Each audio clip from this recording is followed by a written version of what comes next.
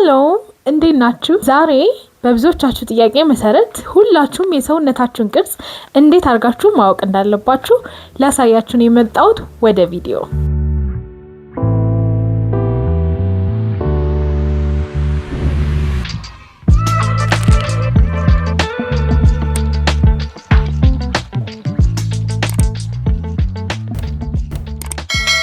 መቼም ለአለባበሳችን አውትፊት ስንመርጥ የምንገዛቸውን ልብሶች ሴሌክሽን ውስጥ ምንድነው ሴሌክት ለማድረግ ሰውነት ቅርጻችንን ማወቅ እንዴት ቫልዩ እንዳለው ታውቃላችሁ አይደለ? ስለዚህ ዛሬ 5ቱን አይነት የሰውነት ቅርጾች ነግራችኋለሁ። ሁላችሁም የራሳችሁን የሰውነት ቅርጽ መለየት እንድትችሉ በቀላሉ ይረዳችኋል ማለት ነው። በመጀመሪያ ቪዲዮን ከመጀመራችሁ በፊት ራሳችሁን መለካት መጀመር አለባችሁ። ይህ ነው everything has its own calculation። ስለዚህ በመጀመሪያ እንደዚህ ስታን ትቆማላችሁ።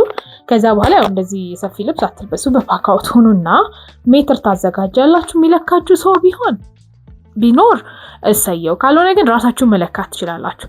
የሜጀር የምናደርገው 4 ቦዲ ፓርቶችን ነው። የመጀመሪያው ትከሻችንን ነው። እዚህ ጋር እንደማሳያችሁ ሜትሩን አዙራችሁ የሚመጣውን ቁጥር ትከሻ ብላችሁ ትጽፉታላችሁ። ሁለተኛ የምንለካው ጡት ዙሪያ ነው። እሱንም እዚህ ጋር እንደማሳያችሁ ትለኩና ትጽፋላችሁ ማለት ነው፣ ጡዙ ብላችሁ። ሶስተኛ የምንለካው እንግዲህ ወገብ ወይም ደግሞ ዌስት ነው። ገባ የሚለውን የወገባችሁን ፓርት መርጣችሁ መለካት ትችላላችሁ፣ ፕሮፖርሽናል የሆነ ሪዛልት እንዲመጣ ማለት ነው። ከዛ ሶስተኛ እዚህ ጋር ወገባችሁን ትለካላችሁ በማሳያችሁ መሰረት። አራተኛ እንግዲህ ሂፕ ነው። ሂፓችሁን ዝቅ ብላችሁም ከፍ ብላችሁም ወይም በአማርኛም ዳሌ የምንለው ማለት ነው እዚህ ጋር እንደማሳያችሁ ተለካላችሁ። የአራቱንም ልኬት መጀመሪያ ጻፉና አስቀምጡ። ከዛ በኋላ ነው ወደ ቪዲዮ የምንገባው። ለክታችሁ ከጨረሳችሁ በኋላ ልኬታችሁን ጻፉ። በየተራ 5ቱንም አይነት የሰውነት ቅርጾች እነግራችኋለሁ ማለት ነው። 5ቱ የሰውነት ቅርጽ አይነቶች እንግዲህ ትራያንግል ወይም 3 ማዕዘን፣ ኢንቨርትድ ትራያንግል የተገለበጠ 3 ማዕዘን፣ ሬክታንግል 4 ማዕዘን፣ ክብና አወር ግላስ ናቸው። ስለዚህ የመጀመሪያው የምንጀምረው ከኢንቨርትድ ትራያንግል ወይም ደግሞ ከተገለበጠው 3 ማዕዘን የሰውነት ቅርጽ ነው ማለት ነው።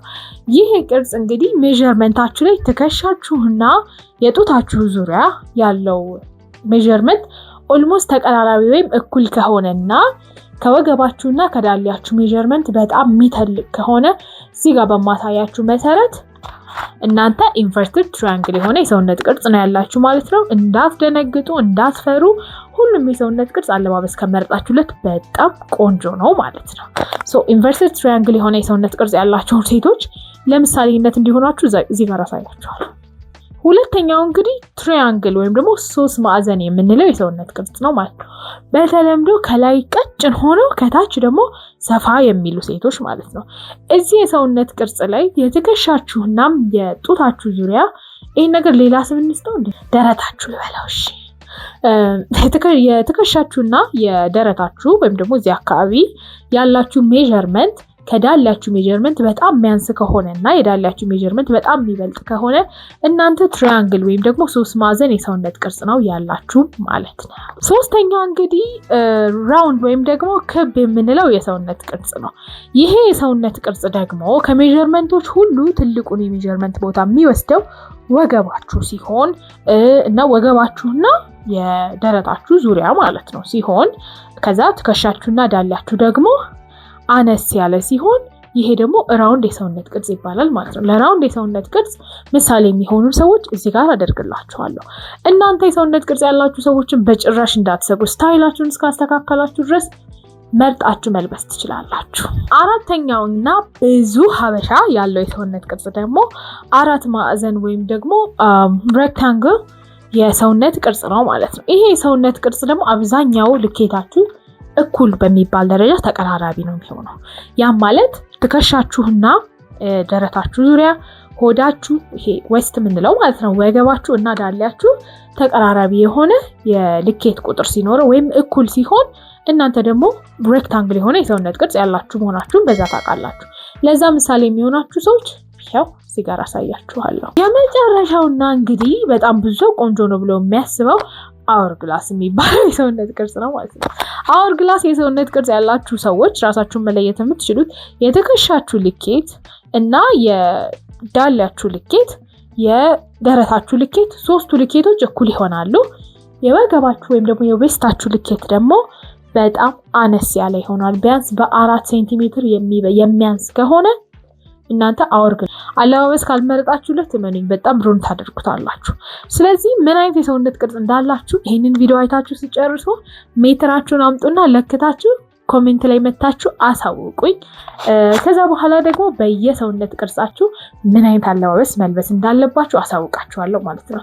ሌላው ሳልነግራችሁ ማለፍ ማልፈልገው በአማርኛም እንደሚባል አላውቅም፣ ግን ሎንግ ዌስትድ ነኝ ወይስ ሾርት ዌስትድ ነኝ የሚለው ነገር በጣም ቫልዩ አለው አለባበሳችሁ ላይ። ያ ማለት ወገባችን አጭር ነው ወይስ ወገባችን ረጅም ነው? ይሄ ከወገብ በላይ ረጅም ነው ከወገብ በታች አጭር ነው የምንለው እሱ ለመለየት ማድረግ ያለባችሁ ነገር ያው ከላይ ባዷችሁን ትሆኑና ከዛ በኋላ እጃችሁን እዚህ ጋር በማሳያችሁ መሰረት ከዚህኛው ማብቂያ እጃችሁ እንደዚህ አድርጋችሁ እንደዚህና እንደዚህ ታደርጋላችሁ ማለት ነው። እጃችሁን ስታደርጉ ሙሉ ለሙሉ እምብርታችሁ የሚሸፈን ከሆነ ወይም ሁለተኛው እጃችሁ ከእምብርታችሁ ዝቅ የሚል ከሆነ እዚህ ጋር እንደምታዩት በደንብ ሾርት ዌስትድ ናችሁ ማለት ነው። አውትፊት ሰርች ስታደርጉ ፎር ሾርት ዌስትድ ገርል ብላችሁ ሰርች ማድረግ ትችላላችሁ። ነገር ግን እጃችሁ እንደዚህ ስደራርቡ እምብርታችሁን የማትነኩት ከሆነ ወይም እምብርታችሁን የማትሸፍኑት ከሆነ ሎንግ ዌስትድ የሆነ ሰውነት ቅርጽ ስላላችሁ እናንተም በዛ መሰረት መልበስ ትችላላችሁ ማለት ነው። ስለዚህ የሰውነት ቅርጻችሁን መለየት ከዛ በኋላ ደግሞ ሾርት ዌስትድ ነኝ ወይስ ሎንግ ዌስትድ ነኝ የሚለውን ታይፓችሁን መለየት ለአለባበሳችሁ በደንብ አድርጎ ቫልዩ አለው። ሁልጊዜም የሚጠቅሙ መረጃዎችን ከኔ ማግኘት የምትፈልጉ ከሆነ ሰብስክራይብ ማድረግ፣ ሼር ማድረግ፣ ላይክ ማድረግ እንዳትረሱ። እንደተለመደው ኮሜንት ላይ ሀሳብ አስተያየታችሁን ጻፉልኝ። በሚቀጥለው ደግሞ ከየሰውነት ቅርጻችሁ ጋር የሚሄድ አለባበስ እንዴት አድርጋችሁ መምረጥ እንደምትችሉ ቪዲዮ ሰራላችኋለሁ። I hope you enjoyed this video። በጣም አመሰግናለሁ። ሰብስክራይብ ማድረግ እንዳይረሳ እና ደግሞ ሰውነት ቅርጻችሁን አያውቁትም ብላችሁ ለምታስቡት ጓደኞቻችሁ ሼር ማድረግ እንዳትረሱ። ባይ፣ ሰላም ሁኑ።